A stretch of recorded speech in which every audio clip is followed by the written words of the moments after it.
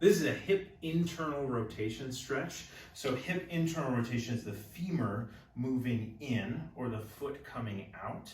And so often if we have either a tight or a symptomatic hip joint, we're limited in internal rotation. That's something we want to improve. However, just kind of mashing it into this position can sometimes be uncomfortable. So this stretch is usually fairly well tolerated if getting up into these hip flexion ranges is uncomfortable. So what we're going to do is I'm going to stand on one leg with the foot straight or even turn slightly in, and then I'm going to turn over that hip. I'm trying to get my belt buckle, sternum, kind of the buttons on my shirt all rotating. I'm coming up on my left toe here, and I feel a stretch kind of down through this area here. And so I'm just going to kind of come in and out of there.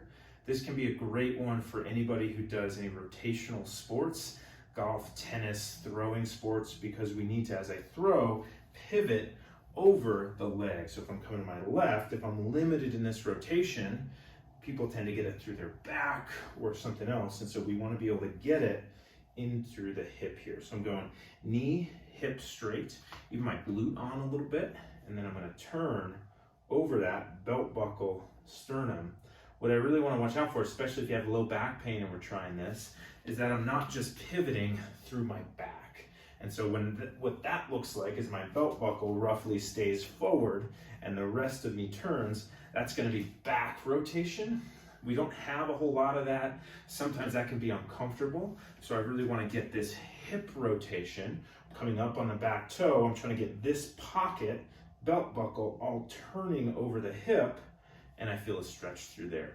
We don't want to overdo it and torque on the knee here, but just coming in and out of here, we can kind of hold, do some small oscillations, about a minute or two, go side to side. So this can be a great one to throw in throughout the day to improve hip internal rotation.